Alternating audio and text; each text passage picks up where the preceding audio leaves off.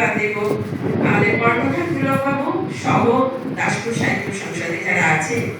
এরকম একটি সময় উপযোগী বিষয়কে আলোচনার কেন্দ্রবিন্দু করার জন্য সম্ভবত এই ধরনের আলোচনা এই মুহূর্তে ঘাটাল মহকুমা কেন, আমি মেদিনীপুরের অধিবাসী, মেদিনীপুরের প্রায় সমস্ত অনুষ্ঠানেই আমি থাকি, আলোচনা করি।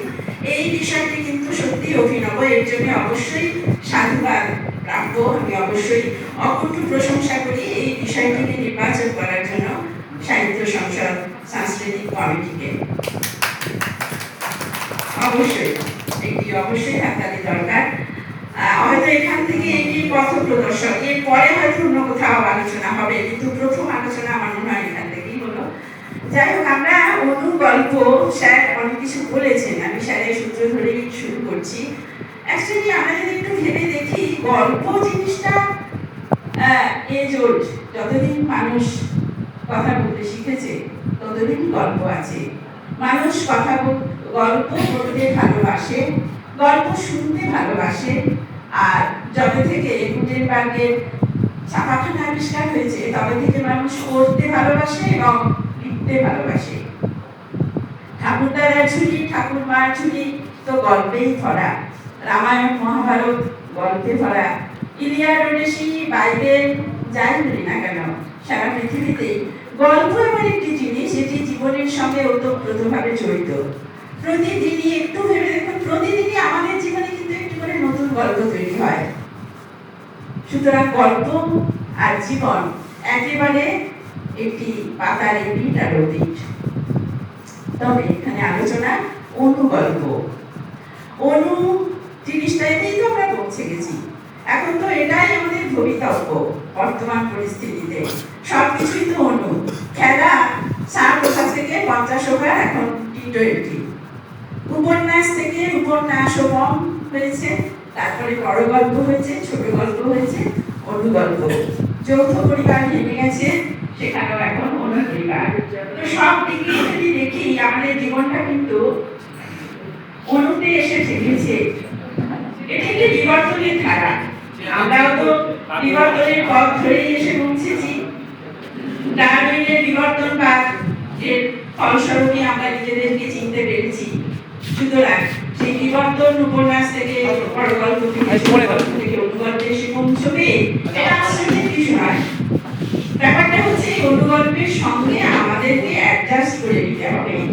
এবং সুখের বিষয় এই যে আমরা কিন্তু অলরেডি অ্যাডজাস্ট করে নিয়েছি, নাহলে এই আলোচনা সবাটাই হয়তো হতো না, এত অনুগল্পকার এখানে আসতেন না। তো অনুগল্প বলতে গেলে আমার সেই কথাটি মনে পড়ছে, আজ থেকে সেটিও প্রায় 50 বছর হয়ে গেল। 1976-এ আপনারা সবাই স্মরণ করতে পারবেন, সেই কটি কথা না বলতে পারছি না। মহিনের ঘোড়াগুলি, গৌতম চট্টোপাধ্যায়ের যে ব্যান্ড, পৃথিবীটা নাকি ছোট হতে হতে স্যাটেলাইট আর কেবলের হাতে বোকা বাক্স, ড্রয়িং রুমে বোকা বাক্সেতে বন্দি। তো তিনি তখন, কারণ 1975-এ ভারতবর্ষে টিভি এসেছিল, সবাই আমরা টিভির সামনে গ্লুড হয়ে যাচ্ছিলাম, আটকে বসে যাচ্ছিলাম। তখন কবি আক্ষেপ করেছিলেন যে তুমি আর আমি সরে যাই যত, তারারাও যত আলো স্পর্শ দূরে, তুমি আমি সরে যাই তত সরে সরে যাই। কিন্তু আজকে 2026-এ 50 বছর পরে আমরা টিভিতে বন্দী নেই, আমরা এইটিতে বন্দী হয়েছি, এবং এইটিকেও আমাদের হাতের মুঠোয় আমরা বন্দী করে ফেলেছি। সুতরাং বিবর্তন এইভাবেই আমাদের এগিয়ে নিয়ে যায়, অনুতেই আমাদের পৌঁছতে হবে। তবে ওই যে স্যার বলছিলেন, এবং আমরা সবাই সেটা জানি, অনু মানে শুধু আয়তনই ছোট নয়, সেখানে তার একটা মহা বিস্ফোরণের ক্ষমতা আছে। এবং সেটি কত শব্দ সৌকর্যে, কৌশলে, চাতুর্যে, বাক্যের সুষমায়, ভাবের গম্ভীরতায়, শ্লেষাত্মক ভঙ্গিতে, নির্জনতায় আমরা পৌঁছতে পারবো আমাদের কাঙ্ক্ষিত লক্ষ্যে। সেখানেই অনুগল্পের শ্রেষ্ঠত্ব। গল্প বলতে গেলে রসিকজন বলছেন যে জীবনের 6টি রস, অম্ল, মধুর, লবণ, তিক্ত কষায় কটু। কেউ অস্বীকার করতে পারবেন না এই জীবনের রসের মধ্য দিয়েই আমাদের প্রতিদিন যায়, মাস বছর, 20 বছর, 30 বছর, 50 বছর আমরা কাটাই। আবার ভগবতী তার নাট্যশাস্ত্রে বলছেন, কারণ নাটকই তো সবকিছুর উৎস, বলছেন শৃঙ্গার, মধুর, হাস্য, করুণ, রৌদ্র, বীর, ভয়ানক, বিভৎস এবং শান্ত, এই 9টি রস আছে সাহিত্য সৃষ্টিতে। তো অনুগল্পের বিচিত্র ক্ষেত্র বলতে আমরা এই সব রস মিলেই আমাদের যে গল্পগুলি পড়া হলো, চন্দনা পড়লো, দিদি পড়লেন, দিদিবাবু পড়লেন, এই রসগুলির মধ্যেই কিন্তু ঘোরাফেরা করছে। কোনো একটা রসের উপর ভিত্তি করেই কিন্তু গল্পটি লেখা হয়। চন্দনার গল্পে করুণ রস, যে বাউল রোজ খেতে তুলতে আসতো, সেদিকে তাকে ফুল দিয়ে ঢাকা দেওয়া হলো। সুতরাং এইভাবেই বললাম যে প্রতিদিনই আমাদের জীবনে গল্প রচিত হয়। আর এটা গেল গল্পের বাইরের কথা। যদি একদম একাডেমিক কথা বলি, ছোট গল্পের একটি অরিজিন অ্যান্ড ডেভেলপমেন্ট সমারবাবু একটু বলছিলেন, যে গল্পের কথা বললেন, গোগলের কথা বললেন। আমরা জানি যে এডগার অ্যালান পো 1876-এ প্রথম ছোট গল্প লিখছিলেন। তখন তিনি স্বীকৃতি পাননি। একাধিক ক্রমে তিনি গল্প লিখে লিখে লিখে লিখে তিনি একটি বিশিষ্ট ধারা তৈরি করলেন। সেটি থেকে একটি সুন্দর ডেফিনেশন, তার ফিচার্স মেনটেন করে আমরা পেলাম যে এইভাবে ছোট গল্প লেখা হয়, ছোট গল্পের বৈশিষ্ট্য এইগুলি। এবং আমাদের বাংলা সাহিত্যে, যেটা আমাদের মতো ভাগ্যবান মনে হয় পৃথিবীতে খুব কম আছে, যাদের একজন রবীন্দ্রনাথ আছে। সেই রবীন্দ্রনাথ নিজেই সংজ্ঞা দিলেন, আপনারা সবাই জানেন, বলার প্রয়োজন নেই। এবং গল্পগুচ্ছের গল্পগুলি সবই ছোট গল্প। তাহলে অনুগল্পের উৎস কোথায়? স্যার অনেক কিছু বলেছেন, চর্যাপদেও অনুগল্পের উৎস আছে। আমি বলবো, আমি দেখছিলাম আপনারা সবাই জানেন, তবু একটু উল্লেখ করতে হয়, সেটি হচ্ছে রবীন্দ্রনাথের লিপিকা কাব্যগ্রন্থ কিন্তু অনুগল্পের প্রথম সৃষ্টি, প্রথম উৎস। লিপিকা কাব্যগ্রন্থ বলা হচ্ছে। রবীন্দ্রনাথ কিন্তু এটি খোলসা করে জানি, সেটিও প্রায় 100 বছর হয়ে গেল। 1922-23 সালে লিপিকা কাব্যগ্রন্থ প্রকাশ পেয়েছিল। লিপিকাকে বলা হতো কবিতা, কিছুটা গদ্য কিছুটা কবিতা। যেটা স্যারও বলছিলেন যে কবিতার রস মাধুর্য থাকবে এবং গদ্যের ছন্দ থাকবে।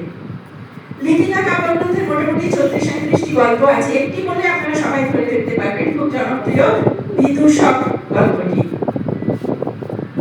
বিদূষক গল্পটিতে সেই কাঞ্চি রাজা কর্ণাটের রাজা নিয়ে যে যুদ্ধ, শিশুরা জানে না কে রাজা জিতেছে, কোন রাজা হেরেছে। তো কর্ণাটের রাজা জিতেছে, কিন্তু শিশুরা অবোধ, তারা বলছে তারা কাঞ্চি রাজার জয়ধ্বনি দিচ্ছে। কর্ণাটের রাজা তাদের ক্ষিপ্ত হয়ে গেল, দিয়ে বলছে যে তাদের গাছে বেঁধে ওদের বেত লাগাও। বাবা মারা এসে পায়ে পড়লো, কিন্তু রাজা ঢুকো। সন্ধ্যাবেলায় মন্ত্রীকে জিজ্ঞাসা করলো, মন্ত্রী শাস্তি দেওয়া হয়েছে না? হ্যাঁ মহারাজ, এই রাজ্যে কুকুর শ্রীরাম ছাড়া কারোর শব্দ আপনি পাবেন না, এমন শাস্তি দেওয়া হয়েছে। তখন বিদূষক বললে, মহারাজ এবার তবে আমি বিদায় দিন, আমি মারতেও পারিনি, কাটতেও পারিনি, বিধাতার প্রসাদে কেবল হাসতে পারি, আপনার প্রাসাদে থাকলে আমি হাসতে ভুলে যাব। কতটুকু গল্প, কিন্তু কি তার মেসেজ? এইটি হচ্ছে অনুগল্প। রবীন্দ্রনাথ কিন্তু ভুল স্বর্গ আরো অনেক অনেক আছে, এটা বলার জায়গা নয়। লিপিকার কাব্যগ্রন্থ কিন্তু ওই যে বললাম কবিতা বলা হতো, সেটি কিন্তু তিনি মৎস্য করে গেছেন, আমাদের জন্য লিখে গেছেন তিনি। এরপরে যদি আসি, সত্যি সত্যি যদি একেবারে মানে দৃঢ় ভিত্তিভূমির উপরে যদি প্রস্তুত হয় অনুগল্প, যারা লিখছেন তারা সকলেই নিশ্চয়ই অবগত আছেন, অবশ্যই অবগত আছেন, আমার বিশ্বাস। সেটি হচ্ছে বলাই চাঁদ মুখোপাধ্যায়ের বনফুলের যে কাব্যগ্রন্থে অনুগল্পগুলি রয়েছে। রবীন্দ্র পরবর্তী ক্ষেত্রে বলাই চাঁদ অন্যতম শ্রেষ্ঠ, দক্ষ, শক্তিশালী গল্পকার এবং তিনিও ছোট গল্পের দিকে তার প্রতিভাকে বিস্তার করলেন। এবং একটি গল্প না বললেই নয়, শুধু এটা তো নিরস আলোচনা না, আপনারা সবাই জানেন এটা শুধু একটা মত বিনিময় হচ্ছে, সেভাবে মুখ্য আলোচক কথাটিতেও আমার একটু আপত্তি আছে। সবাই আমরা একসঙ্গে বসেছি, এত সুন্দর আলোচনা, প্রথমেই বললাম এই প্রথম এই ধরনের আলোচনা হচ্ছে, ঢাকার মেদিনীপুরে অন্য কোথাও বলতে পারবো না, কিন্তু এখানেই হচ্ছে। সুতরাং একটু গল্প করি, শুধু নিরস কথা নয়। নিম গাছ গল্পটি দু তিনটি কথা।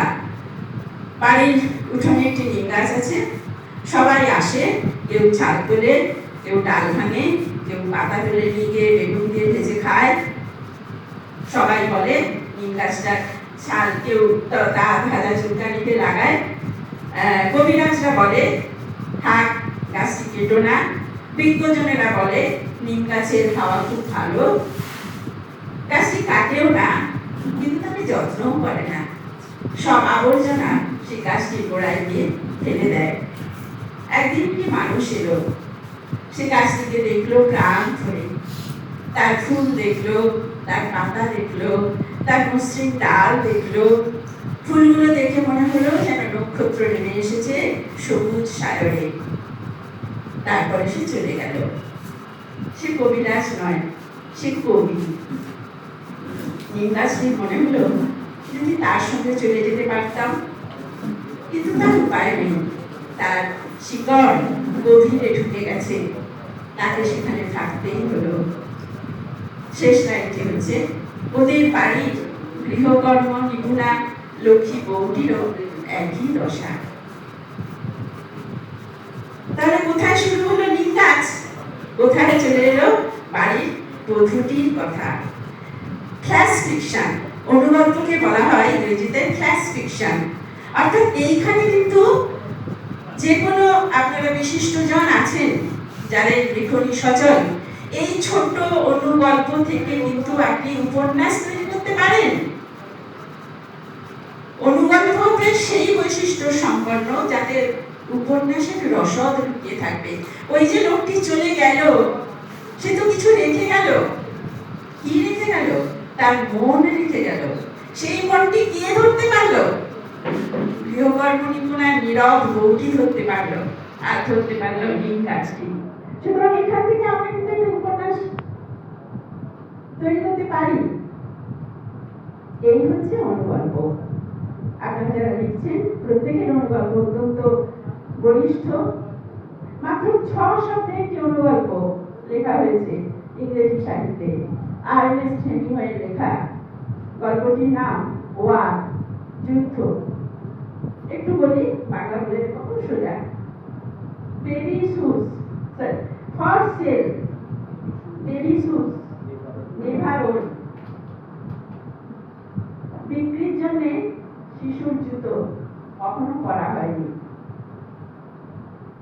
কি প্রচন্ড করুণ রস এর মধ্যে লুকিয়ে আছে, বুঝতে পারছেন? একটি শিশু, সে মারা গেছে, তার নতুন জুতোটি এখনো পড়ে আছে, যুদ্ধ তাকে কেড়ে নিয়েছে, তার মা সেটি বিক্রি করতে বসছে, বা যে কেউ সেটি বিক্রির জন্য রেখেছে। কি ভয়ানক করুণ রস! ওই যে বললাম নটি রস ছিল ভগবতীর নাট্যশাস্ত্রে। এই হচ্ছে অনুগল্প। আচ্ছা একটু বলুন, আমি আবার বারবার বলছি কি আলোচনা নয়, শুধু আমি বলবো আপনারা শুনবেন না, আপনাদের মনের মধ্যে একটা কিছু হচ্ছে, আমি সেটা ফিল করতে পারছি। কার্তিক বাবু খুব সুন্দর আমার সঙ্গে একটা রেকর্ড তৈরি করছে। কবি জয় গোস্বামী ওই একটি লাইন, ওই মেয়েটির কাছে সন্ধ্যা তারা আছে, ওই মেয়েটির কাছে সন্ধ্যা তারা আছে। এটি কি একটি প্রেমের অনুগল্প নয়? কবি নীরেন্দ্রনাথ চক্রবর্তী আমার আগে, আমার একদম অনুযোগী, আমার সন্তান সম মিলাদও বলছিল। অন্য একটি উদাহরণ দিয়েছিল, তারাপদ রায়ের একটি কবিতার উদাহরণ দিয়েছিল। তো আপনারা সবাই জানেন অমর কান্তি।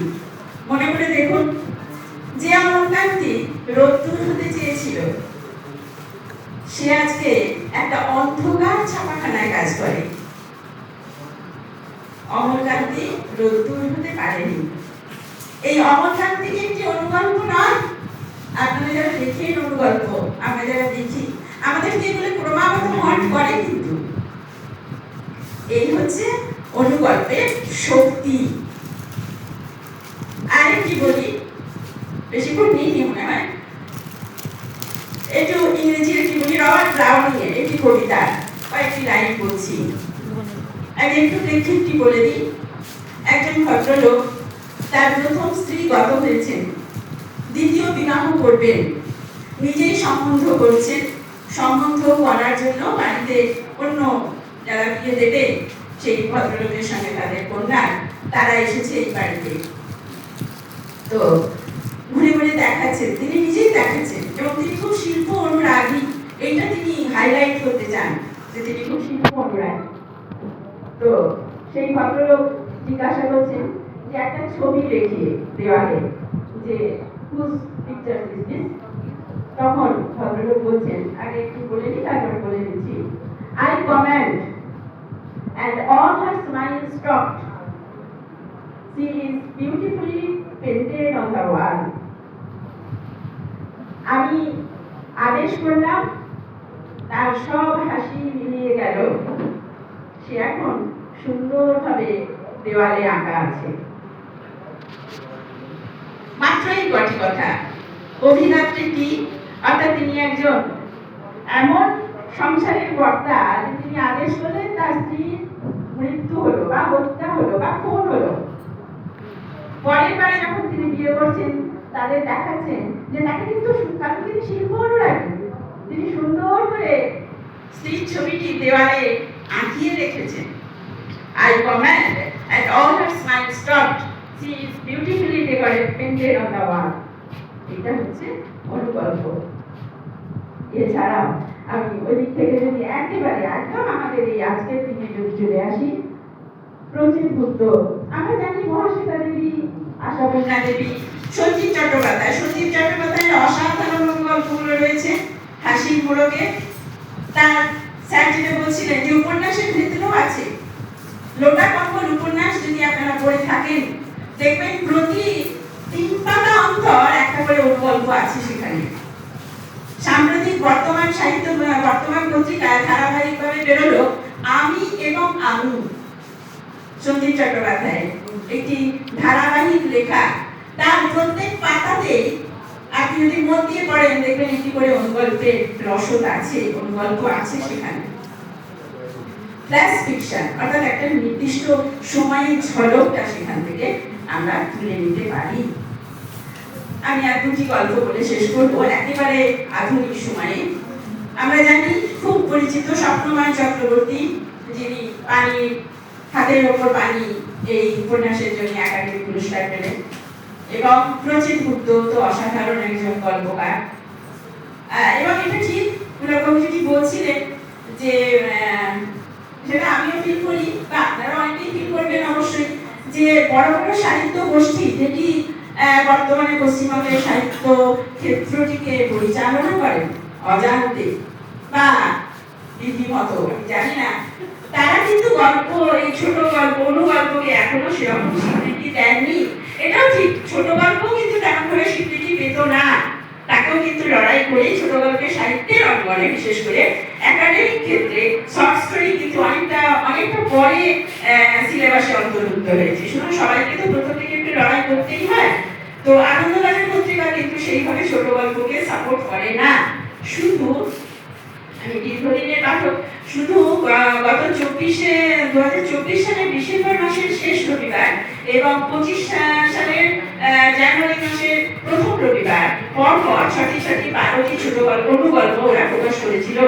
তবে এখানে একটু বলার আছে, আপনারা যারা, আমরা যারা লিখি অনুগল্প কিন্তু খুব বেশি শব্দে লিখি না, খুব বেশি হলে 100 শব্দে লিখি, 100-150 মধ্যে শেষ করে দিই। আমাদের সেটাই এখন ধারা হয়ে গেছে। কিন্তু ওদের অনুগল্প ছিল প্রায় 500 শব্দে। সুতরাং আমরা যে অনুগল্প লিখছি, আপনারা সবাই জানেন, এখানে পড়তে কোনো আপত্তি নেই। গল্প কুটিরে যে অনুগল্প চাওয়া হয় বা অক্সফোর্ড বুক স্টোর থেকে যে অনুগল্প চাওয়া হয়, সেগুলো কিন্তু এত বড় অনুগল্প নয়। একেবারে অনুগল্পে আমরা যেটা বোঝাই একেবারে ছোট, সেখানে কোনো বিস্তার বিস্তারিত ব্যাখ্যার পিছনে, অর্থাৎ সেখানে শব্দের সৌন্দর্য, শব্দের কৌশল, দক্ষতা অত্যন্ত প্রশ্নাতীত হতে হবে, নাহলে কিন্তু অনুগল্প আপনাকে স্পর্শ করবে না। আর এই মুহূর্তে কিন্তু আছে অবশ্যই এই মঞ্চে, আমি তাদেরকে অবশ্যই স্মরণ করবো। বেলদা থেকে অনুরণন, আপনি দীঘার মানুষ, আপনি হয়তো জানতে পারেন, বেলদা থেকে বেরোয় একটি অনুরণন বলে শুধু অনুগল্পের একটি পত্রিকা বেরোয়। অসিতবরণ চক্রবর্তী রায় ধরনের কেউ একজন বেরোয়, অত্যন্ত নিষ্ঠাবান একজন সম্পাদক। অনুরণন বেরোয়।